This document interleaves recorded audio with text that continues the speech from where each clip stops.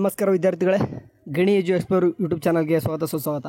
Okay, good news ಎಲ್ಲರೂ ಕೂಡ second P U C ಸ್ಟೂಡೆಂಟ್ಸ್ಗೆ. ಓಕೆ, ಈಗಾಗಲೇ ನೀವು ಬಹಳಷ್ಟು ಕಡೆ ಸರ್ಚ್ ಮಾಡ್ತಾ ಇದ್ದೀರಾ ನಮ್ಮ ಒಂದು ರಿಸಲ್ಟ್ ಯಾವಾಗ ಬರ್ತದೆ. ಆ್ಯಕ್ಚುಲಿ ಇದು ಕ್ಯೂರಿಯಾಸಿಟಿಗಿಂತ ಭಯ ಅಂದರೆ ಸ್ಕೇರಿ ಆಗಿದ್ದೀರಾ.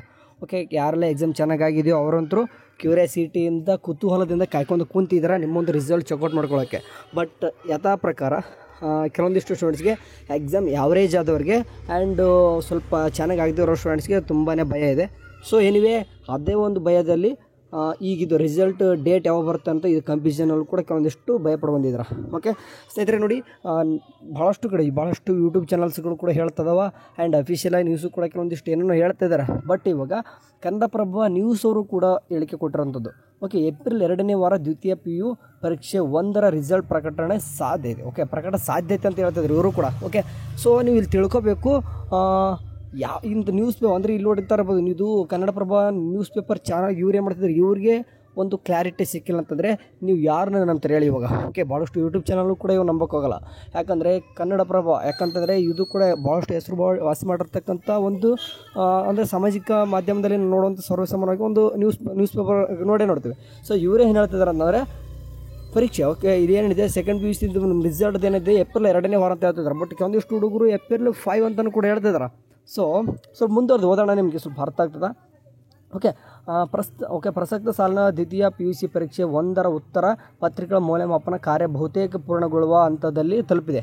ಏಪ್ರಿಲ್ 2ನೇ ವಾರ ಫಲಿತಾಂಶ ಹೊರಬೀಳುವ ಸಾಧ್ಯತೆ ಇದೆ. ಸೊ ಇಲ್ಲಿ ಏನು ಹೇಳ್ತಿದ್ದಾರೆ ನೋಡ್ರಿ, ಇನ್ನೂ ಕೂಡ ಚೆಕ್ಔಟ್ ಆಗಿಲ್ಲ ಅಂತ ಹೇಳ್ತಿದ್ದಾರೆ. ಅಂದರೆ ನಾವು ಕೆಲವೊಂದಿಷ್ಟು ಎಲ್ಲ ಕಡೆ ನೋಡ್ತಿರುವಾಗೆ ಈಗಾಗಲೇ ಮುಗಿದಿದೆ ಅಂತಲೇ ಬರ್ತಿತ್ತು ನ್ಯೂಸ್. ಬಟ್ ಇಲ್ಲಿ ಇವರು ನ್ಯೂಸ್ ಪೇಪರ್ ಏನು ಹೇಳ್ತಿದ್ದಾರೆ ಅಂತಂದರೆ ಇನ್ನೂ ಕೂಡ ಕೆಲವೊಂದಿಷ್ಟು ಇದೆ ಅಂತಲೇ ಹೇಳ್ತಿದ್ದಾರೆ. ಸೊ ಮಾರ್ಚ್ 1ರಿಂದ 20ರವರೆಗೆ 1771 ಪರೀಕ್ಷಾ ಕೇಂದ್ರಗಳಲ್ಲಿ ಒಟ್ಟು 7 ಲಕ್ಷಕ್ಕೂ ಹೆಚ್ಚು ವಿದ್ಯಾರ್ಥಿಗಳು ಪರೀಕ್ಷೆ ಬರೆದಿದ್ದರು. ಓಕೆ, 7 ಲಕ್ಷಕ್ಕಿಂತ ಹೆಚ್ಚು ಎಂಬುದು ಸ್ಟೂಡೆಂಟ್ಸ್ ಎಕ್ಸಾಮ್ನ ಬರೆದಿದ್ದಾರೆ. ಪರೀಕ್ಷೆ ಮುಗಿದ ಮರುದಿನದಿಂದಲೇ ರಾಜ್ಯಾದ್ಯಂತ 76 ಕೇಂದ್ರಗಳಲ್ಲಿ ಸುಮಾರು 25,000ಕ್ಕೂ ಹೆಚ್ಚು ಮೌಲ್ಯಮಾಪನಕಾರರು ಮೌಲ್ಯಮಾಪನ ನಡೆಸಿದ್ದಾರೆ. ಓಕೆ, ಇದು ಕೂಡ ಅಕ್ಯುರೇಟ್ ಆಗಿರುವಂಥ ಒಂದು ಕೊಟ್ಟಿದ್ದಾರೆ. ಓಕೆ, ಇನ್ನೂ ಒಂದೆರಡು ದಿನಗಳಲ್ಲಿ ಬಾಕಿ ವಿಷಯಗಳ ಮೌಲ್ಯಮಾಪನ ಮುಕ್ತಾಯಗೊಳ್ಳಲಿದೆ ಎಂದು ಕರ್ನಾಟಕ ಶಾಲಾ ಪರೀಕ್ಷೆ ಮತ್ತು ಮೌಲ್ಯ ನಿರ್ಣಯ ಮಂಡಳಿ ಮೂಲಗಳು ಮಾಹಿತಿ ನೀಡಿವೆ. ಏಪ್ರಿಲ್ 3ರ ವೇಳೆಗೆ ಮೌಲ್ಯಮಾಪನ ಪೂರ್ಣಗೊಳ್ಳಲಿದೆ. ಅಂದರೆ ಇವತ್ತು ಗೊತ್ತಿರುವಾಗಿ ನಮ್ಗೆ ಡೇಟ್ ಎಷ್ಟು, ಏಪ್ರಿಲ್ 2. ಅಂದರೆ ಇನ್ನೂ ಕೂಡ ನಾಳೆ ಮುಗಿತೈತೆ, ಇನ್ನೂ ಕೂಡ ಮುಗಿದೇ ಇಲ್ವಾ? ಯಾಕಂದರೆ ಭಾಳಷ್ಟು ನಾವು ನೋಡ್ತಾ ಇದ್ದೀವಿ, ಎಲ್ಲನೂ ಕೂಡ ಯೂಟ್ಯೂಬ್ ಚಾನಲ್ ನೋಡ್ತಾ ಇದ್ದೀವಿ. ಅಫಿಷಿಯಲಾಗಿ ಕೆಲವೊಂದಿಷ್ಟು ನ್ಯೂಸ್ ಕೂಡ ನೋಡಿದಾಗೆ ಈಗಾಗಲೇ ಮುಗಿದಿದೆ, ಏಪ್ರಿಲ್ 5th ಡೇ ಅಂತ ಡೇಟ್ ಕೂಡ ಹೇಳ್ತಿದ್ದಾರೆ. ಸೊ ಇಲ್ಲಿ ಏನು ಹೇಳ್ತಿದ್ದಾರೆ ಅಂದರೆ ಏಪ್ರಿಲ್ 3ರವರೆಗೂ ಕೂಡ ಇನ್ನೂ ಕೂಡ ಮೌಲ್ಯಮಾಪನ ನಡೀತಾ ಅಂತ ಹೇಳ್ತಿದ್ದಾರೆ. ಸೊ ನಂತರ 8ರಿಂದ 10 ದಿನಗಳಲ್ಲಿ ಫಲಿತಾಂಶದ ಕಂಪ್ಯೂಟರೀಕರಣ ಕಾರ್ಯ ನಡೆಯಲಿದೆ. ಲೆಕ್ಕಾಚಾರದಂತೆ ಕಾರ್ಯ ಪೂರ್ಣಗೊಂಡರೆ ಏಪ್ರಿಲ್ 2ನೇ ವಾರದ ಆರಂಭದ ದಿನಗಳಲ್ಲಿ ಫಲಿತಾಂಶ ಪ್ರಕಟಿಸಬಹುದು ಎಂದು ಅಧಿಕಾರಿಗಳು ಹೇಳಿದ್ದಾರೆ. ಅಂದಾಗೆ ಇಲ್ಲಿ ಡೇಟ್ ಬಂದಿರತಕ್ಕಂಥ 11ರಿಂದ SSLC ಮೌಲ್ಯಮಾಪನ. ಇದು ಬಿಡಿ, SSLC ಬಿಡಕಣ, ಈ PU ಸಿ ಅಷ್ಟೇ ಮಾತಾಡೋದಂತಂದರೆ ಈಗ ಸೆಕೆಂಡ್ ವೀಕ್ ಅಂತ ತಿಳ್ಕೊಬೇಕು.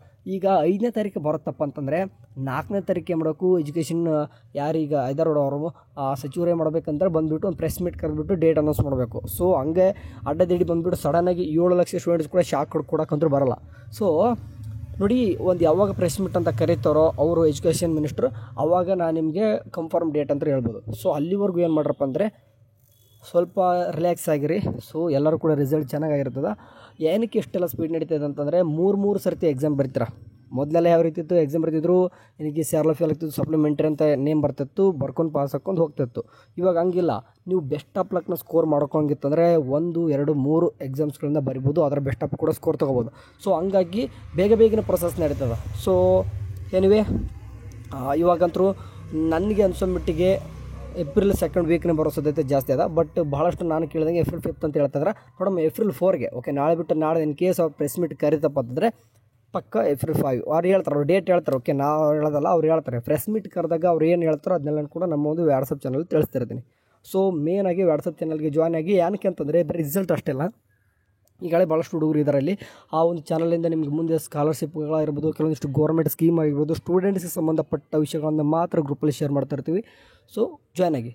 ಸರಿ, ಏನೋ ಒಂದು ಅಪ್ಡೇಟ್ ಬಂದರೆ ತಿಳಿಸ್ತಿರ್ತೀನಿ ವಾಟ್ಸಪ್ ಚಾನಲ್ಲಿ. Thank you for watching. Next bye.